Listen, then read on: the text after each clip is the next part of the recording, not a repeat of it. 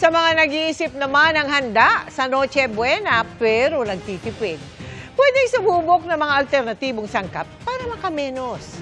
Kamusta na kaya ang bentahan sa ilang palengke? Alamin sa pagtutok ni Tina Panganiban Perez. Bitbit ang shopping list na inihanda ng kanyang misis, namili na si Mitch ng isda, baka at baboy na pagsasaluhan nila sa bisperas ng Pasko. Bumibili na kami ngayon kasi baka daw sa Pasko mas magmahal siya. Para makatipid, tsaka para din na makasabayin sa mga mas maraming tao. Matumal pa raw ang benta ayon sa mga nagtitinda sa Mega Q-Mart. Sa ganitong panahon daw noong 2022, ubos na ang panindang karne ni Josie, alas 10 pa lang ng umaga. Hindi tulad kanina. Tataas pa po ba yan pag magpapasko na? Baka.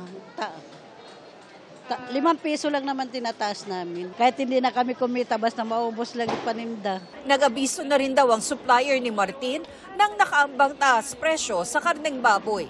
Mga 10 piso, 5 piso. Minsan kinukulang sa supply, minsan kulang sa baboy. Tip niya sa mga gusto mag-Noche Buena ng baboy pero tipid pa rin. Mga buto-buto, 280, yan. Per kilo po. Oh, mayroon din 160, pata. Pata na buto? Oh, pata na buto, yung knuckles. Ano Atlet po baboy. nun? Adobo, sinigang laga, kare-kare. Oh. Marami luto pata. Pwede rin humba. Kung manok naman, pwedeng pumili ng mga parteng mas mura tulad ng chicken feet para makatipid. Kung magsa-spaghetti, maraming bundles na may noodles at sauce na presyong 70 hanggang 132 pesos, depende sa brand. At para tipid, yung iba, hinahaluan ng ketchup. Yung favorite brand mo mas mahal, haluan mo ng ibang brands.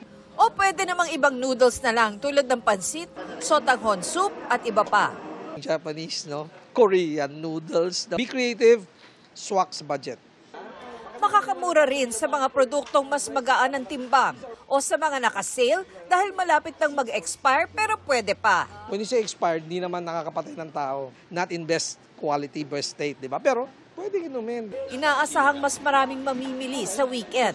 Sakaling tumaas ang demand, posibleng mas mahal ang last-minute na restock ng paninda. Ni-replenish, not from the regular source ng kanilang supply, they might be replenishing at a higher price. Para sa GMA Integrated News, Tina Panganiban Perez, nakatutok, 24 oras.